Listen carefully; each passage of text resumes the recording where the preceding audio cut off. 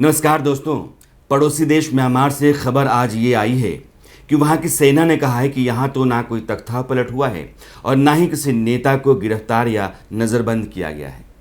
आज थोड़ी देर के लिए आर्मी ने इंटरनेट को ऑन किया और फिर प्रेस कॉन्फ्रेंस के ज़रिए यही दो मोटी मोटी बातें बताईं। अब सवाल ये है कि म्यांमार में हो क्या रहा है, वहाँ के नेता क्या कर रहे हैं, कहाँ हैं, और सेना जो कुछ कह रही है उसका सच क्या है। दरअसल म्यांमार के संविधान में सेना के पास एक अधिकार है, आर्टिकल 317 और 317 के तहत कहा यह गया है कि सेना राष्ट्रहित में कोई भी फैसला ले सकती है। वो चुनी हुई सरकार को भी बेदखल कर सकती है और राष्ट्रहित में फैसला लेने का अधिकार सेना को जिन आधार पर या जिन कारणों से है, ये कारण और वो आधार सेना ही तय करती है। अब म्यांमार में आज की तारीख में लोग सड़कों पर हैं, सेना के टैंक और सैनिक सड़कों पर हैं, आमने सामने की स्थिति है। कहा यह जा रहा है, बार बार घोषणाएं की जा रही कि अगर कोई भी आदमी सेना के काम में या सुरक्षा के काम में दखल देता है या फिर लोगों को भड़काता है, समाज को हिंसा के रास्ते पर ले जाता है, सेना ने जो फैसला किया है, अभी जो मौजूदा स्थिति है उस स्थिति के खिलाफ लोगों को लामबंद करता है, तो फिर उसको सज़ा होगी। 3 साल की, 7 साल की, 20 साल तक की हो सकती है। और यह मुनादी बार बार वहाँ की जा रही है। लोगों की तरफ से हालात ये हैं कि आम आदमी छोड़िए, बौद्ध भिक्षुक भी सड़कों पर हैं। अब सवाल ये है कि म्यांमार में क्या हुआ। म्यांमार में इस बार का जो चुनाव हुआ 8 नवंबर 2020 को, 5 साल बाद, इन चुनाव में भी ऑंग सान सू की, जो कि वहाँ के सबसे बड़ी नेता रही हैं, लोकतंत्र की खातिर म्यांमार में लगातार उन्होंने लड़ाई लड़ी। 15 साल तक वो जेल में रहीं या नज़रबंद रहीं, मानकर चलिए नज़रबंद ही रहीं।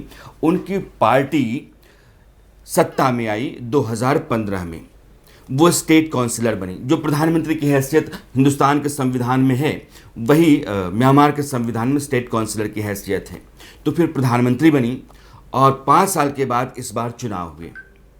इस बार के चुनाव में 80% से ज़्यादा सीटें उनकी पार्टी को आईं और उसके बाद भी, जिसको नेशनल लीग फॉर डेमोक्रेसी कहते हैं, और यह पार्टी ऑंग सान सू की है।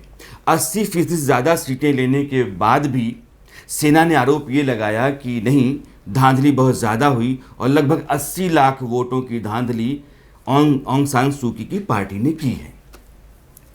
म्यांमार में सेना की एक पार्टी है, आप कहिए कि वो जो आर्मी है उसका पॉलिटिकल फ्रंट है, उसका नाम है union solidarity and Development party. Union solidarity and Development party का आरोप ये था कि इस बार के चुनाव में ऑंग सान सू की पार्टी ने भयानक धांधली की है और यह निष्पक्ष चुनाव नहीं है। यह जो नतीजे हैं वो म्यांमार की जनता के नहीं हैं। सेना ने उस दिन 1 फरवरी 2021 को, जब संसद की पहली बैठक, नई संसद की पहली बैठक होनी थी, उसी रात यानी 31 जनवरी और 1 फरवरी की रात को ऑंग सान सू की नज़रबंद कर दिया, वहाँ के राष्ट्रपति को नज़रबंद कर दिया और सत्ता अपने हाथ में ले ली।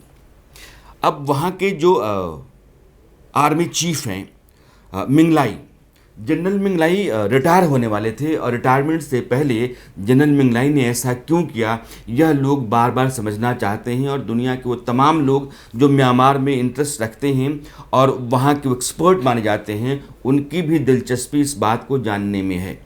वैसे हम भारतीय, म्यांमार एक बहुत महत्वपूर्ण पड़ोसी देश है, लेकिन पाकिस्तान, अफ़गानिस्तान, बांग्लादेश, नेपाल के मुकाबले म्यांमार के बारे में कम जानते हैं। जैसे आज भी मुझे आपसे बात करनी थी तो मैंने म्यांमार को जाना समझा उतना जितना कि बात करने के लिए ज़रूरी है। एक मोटी समझ तो आपके पास है, लेकिन एक गहरी समझ, ताकि वहाँ के जो मौजूदा हालात हैं उन हालात को हम आपके सामने ठीक से रख पाएँ और उनको सिलसिलेवार तरीके से आपके बीच रखने के बाद ये बता पाएँ कि ऐसा क्यों हो रहा है। और यह भी कि हिंदुस्तान की जो मौजूदा सरकार है वो म्यांमार को लेकर के इतनी शांत क्यों बैठी हुई है, उसकी प्रतिक्रियाएं वैसी क्यों नहीं हैं जैसी लोकतांत्रिक देश में सत्ता पलट हो जाने के बाद और सैन्य तानाशाह के आ जाने के बाद भारत की अमूमन होती है या जैसी अमेरिका की है। इसका भी अपना एक मतलब है। लेकिन मैं ये कह रहा था कि म्यांमार के साथ भारत के रिश्ते बहुत पुराने रहे हैं। 1937 तक यह हमारा हिस्सा रहा, भारत का हिस्सा रहा। ब्रिटिश जो उपनिवेश कहा जाता है, ब्रिटिश शासन के तहत जो हिंदुस्तान था उसी का एक हिस्सा म्यांमार में था, जिसको बर्मा कहा जाता था। अब आपको याद होगा 1857 जब क्रांति हुई थी तो हिंदुस्तान के जो बादशाह थे बहादुर शाह जफर, उनको ले जाकर के अंग्रेज़ों ने रंगून की जेल में कैद रखा। रंगून में ही उनका मकबरा भी है, मज़ार है उनकी कब्र। और जो स्वतंत्रता संग्राम चल रहा था उस दौरान बाल गंगाधर तिलक को मांडले जेल में कैद किया गया था। तो मांडले और रंगून यह दो जेलें बहुत बड़ी हैं बर्मा की। तो 1937 तक बर्मा जो है वो हिंदुस्तान का हिस्सा रहा और एक सांस्कृतिक, ऐतिहासिक और धार्मिक भी संबंध बर्मा के साथ या आज के म्यांमार के साथ हमारा रहा है। वहाँ बौद्ध बहुत बड़ी तादाद में हैं। पैगोडा आपको म्यांमार में बहुत दिखाई पड़ेंगे, सूरज के रंग के सुनहरे पैगोडा। और म्यांमार में जो अभी वहाँ प्रधानमंत्री थीं, जिनको हम स्टेट काउंसिलर कहते हैं, ऑंग सान सू की, उनकी पढ़ाई लिखाई दिल्ली में हुई। जो LSR लेडी श्रीराम कॉलेज है, यहीं से वो पॉलिटिकल साइंस में ग्रेजुएट हैं। इसलिए हिंदुस्तान के साथ उनका रिश्ता, हिंदुस्तान के साथ जज्बाती ताल्लुकात बेहतर हैं। और जब पूर्वांचल में, बिहार में आप आते हैं तो जो पूर्वी महेंद्र मिश्र ने लिखा, वो उस समय जो लोग कलकत्ता और रंगून जाया करते थे नौकरी करने के लिए और बहुत दिनों के बाद लौटते थे, तो उस दौरान जो विरह थी, उस विरह को लेकर के उन लोगों ने गीत लिखे। हम मुरपिया गए रंगून, वहाँ से किया है टेलीफोन, शमशाद बेगम ने जो गीत गाया। तो रंगून के साथ एक रिश्ता यानी बर्मा के साथ हिंदुस्तान का रहा है। और अब वहाँ जो हालात हैं, जिस तरीके से वहाँ तख्तापलट है, उसके बाद अमेरिका बहुत सख्त है। अमेरिका की तरफ से पाबंदी भी है, नई हुकूमत है, नया प्रशासन है वहाँ का, और लोकतांत्रिक देश होने के नाते अमेरिका उसका मुखिया बनना चाहता रहा है और है भी। और वहाँ की जो सैनिक हुकूमत अभी है बर्मा की, म्यांमार की, उसको ताकीद की है कि जल्द से जल्द आप लोकतंत्र की बहाली करें, आप सत्ता से हटें और जो कुछ भी आपने किया है सरासर गलत है, म्यांमार के ऊपर पाबंदी लाद दी जाएगी। लेकिन जो सेना है म्यांमार की, आज की प्रेस कॉन्फ्रेंस उसने ये कहा कि हमने सिर्फ उतना ही किया है जितना संविधान के तहत हमको अधिकार दिया गया है। हम जल्दी ही सरकार की बहाली कर देंगे, लेकिन इमरजेंसी 1 साल तक रहेगी। ये इमरजेंसी के हालात 1 साल तक हैं और सरकार की बहाली, लोकतांत्रिक सरकार की बहाली कब होगी, इस बारे में सेना चुप है। अब सवाल ये है कि मिंगलाई, जनरल मिंगलाई जो रिटायर होने वाले थे, वो अचानक तख्ता पलट कर सत्ता में आ गए, ऐसा क्यों है? जनरल मिंगलाई के बारे में लोग कहते हैं कि उनके पॉलिटिकल एम्बिशंस बहुत ज़्यादा रहे हैं और ठीक वैसे ही जैसे थीन सीन के थे। थीन सीन बहुत लंबे समय तक वहाँ जनरल रहे और वहाँ के सैनिक हुक्मरान भी, तानाशाह भी रहे। थीन सीन के तहत ही 2011 में थोड़े बहुत सुधार शुरू हुए। 2012 में वहाँ उपचुनाव हुए, जिसमें ऑंग सान सू की party National League for Democracy जीत करके आई। और 2015 8 नवंबर 2015 में जो आम चुनाव हुए, इसमें इस पार्टी को बहुत भारी बहुमत के साथ जीत हासिल हुई और ऑंग सान सू की वहाँ उन्होंने सत्ता की कमान संभाली। 5 साल बाद इस बार चुनाव हुए और इन चुनाव में भी ऑंग सान सू की पार्टी बहुमत के साथ आई, 80% से ज़्यादा सीटें लेकर के आई। लेकिन इस बार Union Solidarity and Development Party, जो वहाँ की आर्मी के बहुत सारे जनरल, रिटायर्ड जो ऑफिसर्स होते हैं, वो उसमें हैं। उस पार्टी का एतराज़ था कि नहीं, इस बार धांधली बहुत ज़्यादा है। और ये एतराज़ ने ही जनरल मिंगलाई को कहीं ना कहीं यह तय करने के लिए या फैसला लेने के लिए मजबूर किया या फिर तैयार कर दिया कि नहीं, मौका सही है, इस मौके पर अगर हम ऑंग सान सू की को सत्ता से बेदखल कर देते हैं और कमान अपने हाथ में ले लेते हैं, तो माहौल धीरे धीरे हम अपने हक में बना लेंगे। और इसी मंशा से और इसी मकसद से उन्होंने ऐसा किया होगा, यह पूरा माना जा सकता है। इस बीच एक और दिलचस्प मामला आया है और ये कि चीन कह रहा है कि म्यांमार में जो कुछ भी हुआ है, यानी कि जो सैनिक शासन वहाँ आया है और लोकतंत्र वहाँ से गया है, यह उसका किया धरा नहीं है, जैसा कि दूसरे देश कह रहे हैं या दुनिया के तमाम हिस्सों में इसका ढिंढोरा पीटा जा रहा है, चीन की कोई भी भूमिका म्यांमार के भीतर सत्ता बदलने या तख्ता पलटने में नहीं है। अब यही चर्चा ज़रूरी हो जाती है कि भारत जैसा देश जो यह कह रहा है कि जो कुछ भी म्यांमार में हुआ है वो ठीक नहीं है, लेकिन वहाँ की सेना को लोकतंत्र की बहाली की कोशिश करनी चाहिए, यह कह देने के बाद भारत आगे कुछ नहीं कर रहा है, ना तो राजनयिक तौर पर, ना कूटनीतिक तौर पर, और ना ही किसी तरह की पाबंदी या बंदिश। इसका कारण ये है कि म्यांमार जो हमारा पड़ोसी देश है और म्यांमार के साथ भारत के रिश्ते बहुत अच्छे रहे। आपको याद होगा कि जब 2016 में हिंदुस्तान ने सर्जिकल स्ट्राइक पाकिस्तान में की थी, उससे पहले एक और सर्जिकल स्ट्राइक हिंदुस्तान की फ़ौज ने की थी, और म्यांमार में जो उग्रवादी वहाँ हैं म्यांमार के भीतर और नागालैंड, मणिपुर में आकर के वो हिंदुस्तान के ख़िलाफ़ लड़ाई लड़ते हैं, मोर्चा थामते हैं, उन लोगों के कैंप पर जाकर के, उन लोगों के ठिकाने पर जाकर के हमला बोला था भारतीय जवानों ने और नेस्तनाबूद कर दिया था। यह म्यांमार की सरकार और सेना से मिल कर के हुआ था। इसलिए म्यांमार जो पड़ोस में है, अगर वो बिदक जाता है और चीन उसको समझा लेता है कि देखो भारत के साथ तुम्हारे रिश्ते कितने ख़राब हैं और भारत चाहता नहीं है कि सैन्य शासन म्यांमार में रहे, इसके बाद चीन को मौका मिल जाएगा ये कहने के लिए कि म्यांमार का भारत दरअसल दुश्मन है और वो यानी कि चीन उसका दोस्त है। तो जो वहाँ की सैन्य हुकूमत है उसको कोई ना कोई संरक्षण चाहिए। अमेरिका नाराज़ है, ब्रिटेन जा नहीं सकता है, फ्रांस और जर्मनी जैसे देश अमेरिका को नाराज़ करके म्यांमार का समर्थन नहीं कर सकते हैं। हिंदुस्तान लोकतंत्र का एक पहरुआ देश है, लेकिन पड़ोसी होने के नाते वो बहुत कुछ कह नहीं सकता है। ऐसे में चीन उसका एक बहुत बड़ा आसरा हो सकता है और म्यांमार का जो सैन्य शासन है अपने को बचाए रखने के लिए और म्यांमार के भीतर अपनी ताकत को बनाए रखने के लिए चीन के साए में जा सकता है।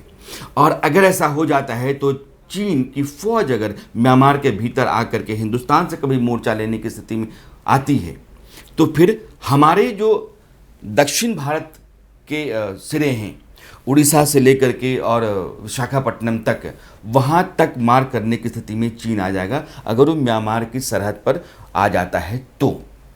इसलिए भारत बहुत फूंक फूंक करके कदम रख रहा है, क्योंकि चीन के साथ हमारे रिश्ते लगातार ख़राब होते जा रहे हैं और चीन के साथ हमारी सीमा लद्दाख से लेकर के अरुणाचल तक चलती है और म्यांमार की सीमा जो है वो अरुणाचल से नीचे मिज़ोरम तक चलती है।